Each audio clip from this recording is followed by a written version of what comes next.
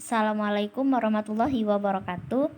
Hello everyone, we are student in EMT classroom. Today we are gonna talk about review a textbook of English for Indonesian secondary school.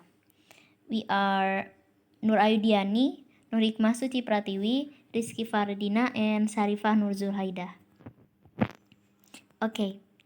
The 8 principle for teaching and learning English related to Indonesian textbooks.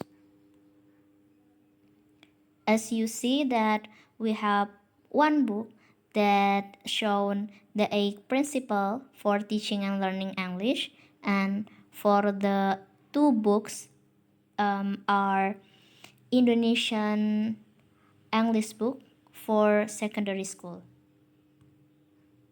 Okay, for the table of content we have the primacy of input, and for the second one is meaning focus output, and the third is grammar, and next focus on high frequency words, and then we talk about teach words in meaningful chunks, and focus on fluency development, and for the seventh is motivation is key to language learning, and the last is month and intensity of instruction go hand in hand.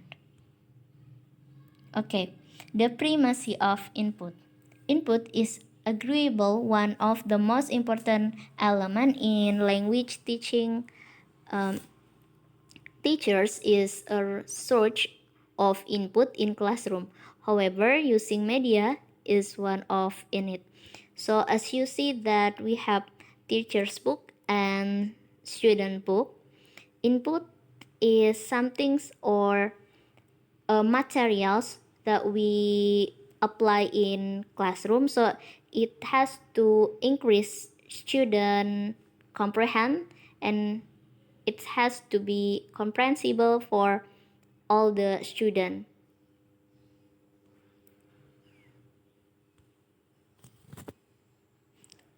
Okay, next is meaning focus output. Output should be applied in proper way.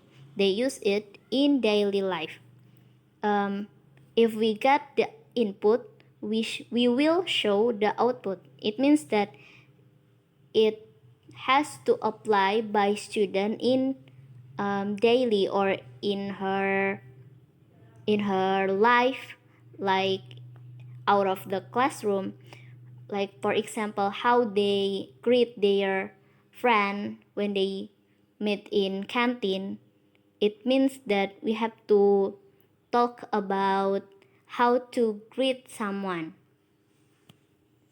Okay, for the next material will be presented by Sarifah. Next, the principle 3, don't overteach grammar. The role of grammar in language teaching is less controversial than it used to be.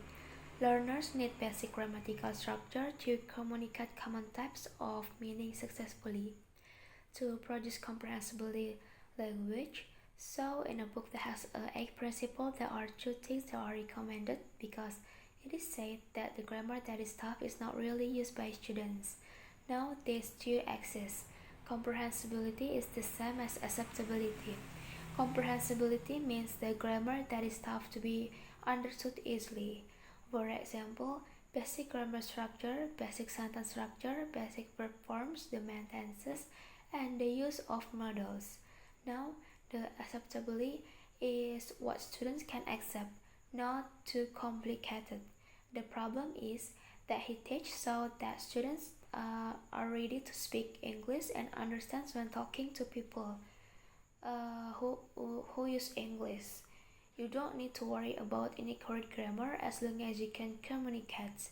When we are compared, is it related to these books? As we know in the PowerPoint, there are a page using a model by student's book and teacher's book. In the left set, discuss of model must, and the right set discuss about explanation how to using a model must. Next, principle 4, focus on high frequency words. Grammar is important, vocabulary is even more important.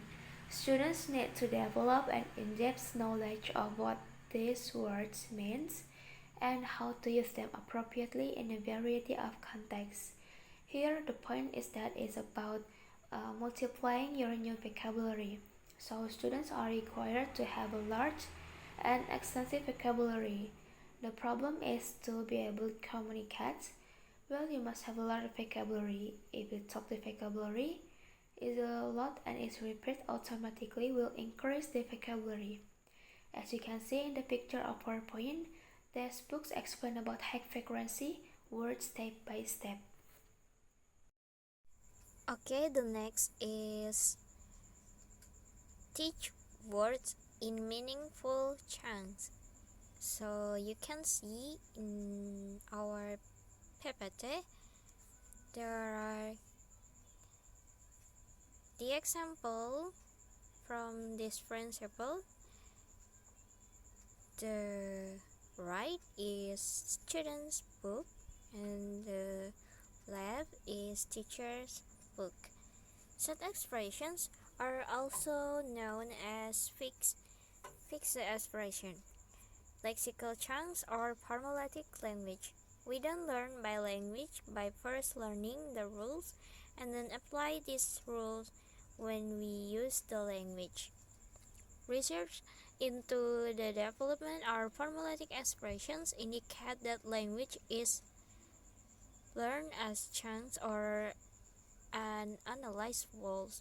In early stage, children use these chunks to communicate ideas, express their needs and wants, and later start using the different part of the chunks in creative combination as they acquire the grammar of the language. Okay, the next principle is focus on fluency development, and there are also the example. So fluency is often defined as the ability to process language with ease and accuracy. The development of these skills is incremental and requires a long period of time. Next, motivation is key to language learning. The role of motivation in learning is something that every teacher would readily acknowledge. Learners need motivation to improve and achieve their learning. So, in a book English Principle for Teaching and Learning English, there are 5 areas that teacher can on to increase students' motivation. First, teacher. Second, teaching method. The third, task. For text, and the last is test. And as you can see in the picture, the first picture show about the teacher give some motivation for her students, like the teacher appreciates something done by the students by praising and giving commentary. From the action taken by the teacher can increase enthusiasm and motivation of students to do something good. And the second picture show about the method used by the teacher for the learning process. This method can increase student motivation because the learning methods are varied and not monotone and not only focus on the teacher. The students will enthusiastically participate in learning. And the last is amount and intensity of instruction go hand in hand. One of the reasons that students are not successful in learning English in school is probably due to the way the English curriculum is designed. In terms of amount of instruction, the students seem to get enough hours of English lesson. In high school, English is taught about 3 until 4 hours per week for 6 years. The reality, however, is that many, if not most, of our high school students are unable to converse in simple English, and their reading level is often close to non-functional. Despite the fact that reading, a key objective in the curriculum, is given a substantial curriculum time. And as you can see at the picture, the first picture show about allocation of time to be implemented during the learning process, and the second picture show a table of content. It gives material, it is given to students, it conduct into curriculum. Okay, that's all for us. Thank you for your nice attention. Assalamualaikum warahmatullahi wabarakatuh.